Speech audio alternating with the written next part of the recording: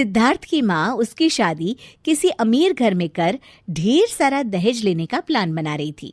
लेकिन एक दिन सिद्धार्थ अपने साथ शिल्पा को ले आया। माँ, मैंने शिल्पा से शादी कर ली है, आज से ये तेरी बहू है।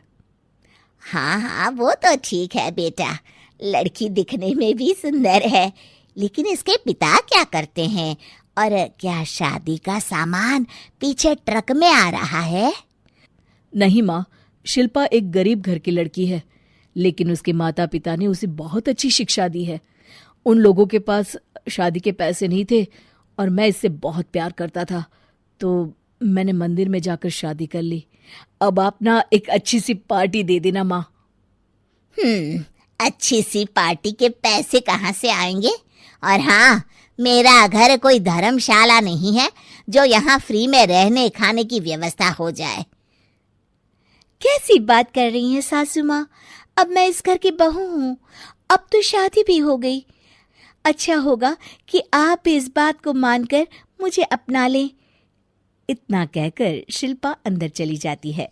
तभी रीटा की बेटी कॉलेज से आ जाती है।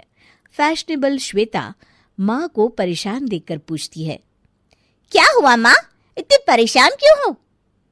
अरे तेरा भाई किसी गरीब घर की लड़की से शादी कर आया है, अब तेरे दहेज का इंतजाम कहाँ से होगा बिटिया?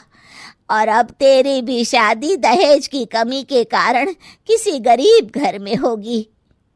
श्वेता माँ की बात सुनकर गुस्सा हो जाती है। ऐसा कैसे हो सकता है?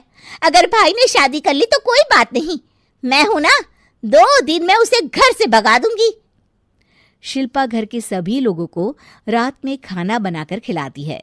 किचन साफ करके खुद खाकर सोने जा रही होती है, तभी उसे श्वेता रोक लेती है।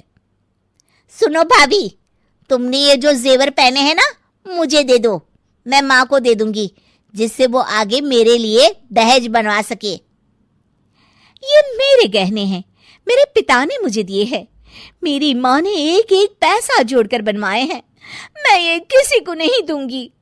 ज्यादा मत बोलो भाभी, जितना मैं कहती हूँ उतना मान लो, वरना अंजाम बुरा होगा। होने दो बुरा, मुझे फर्क नहीं पड़ता। दूसरे दिन शिल्पा के कमरे से जोर जोर से रोने की आवाज आती है। अरे कोई तो मेरी सुनो, मेरे सारे गहने चोरी हो गए, अब मैं क्या करूं? हाय, मैं तो लुट गई। उसकी आवाज सुनकर सिद्धार्थ वहां आ जाता है। अरे क्या हुआ शिल्पा, क्यों रो रही हो? मेरा सारा सोना गहने सब चोरी हो गए। देखिए जी, रात मैंने उतार कर यहीं रखे थे, सुबह उठी तो वहां नहीं थे।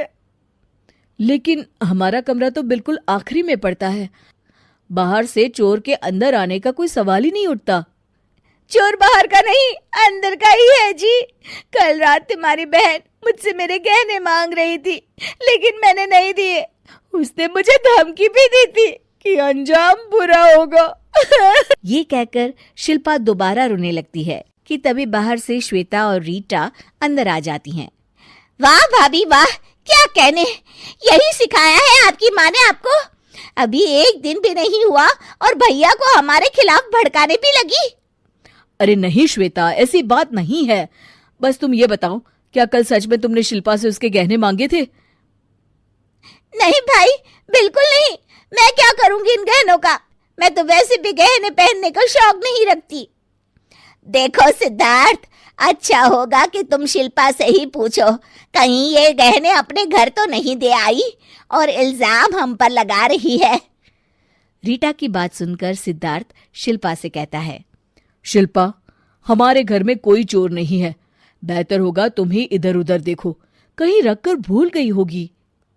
रीटा और श्वेता वहां से चले जाते हैं। एक तो दहेज में कुछ लेकर नहीं आई और जो लाई भी उसे भी चोर के हवाले कर दिया। रहने दो ना माँ, तुम क्यों खून जला रही हो? बुरे लोगों के साथ बुरा ही होता है। अच्छा ही हुआ, अब उसे पता चलेगा कि गहने संभालना हर किसी के बस की बात नहीं होती। वहीं शिल्पा भी बेचारी कमरे में ही गहने ढूंढती है, लेकिन उसे वो गहने कहीं नहीं मिलते हैं। अचानक शिल्पा के सामने कुछ आता है और वो खुश हो जाती है। आज का एपिसोड यहीं खत्म हो जाता है। सवाल ये है कि क्या शिल्पा को उसके गहने मिल गए, और अगर नहीं तो उसके गहने कहाँ गए? जानने के लिए देखिए हमारा अगला एपिसोड।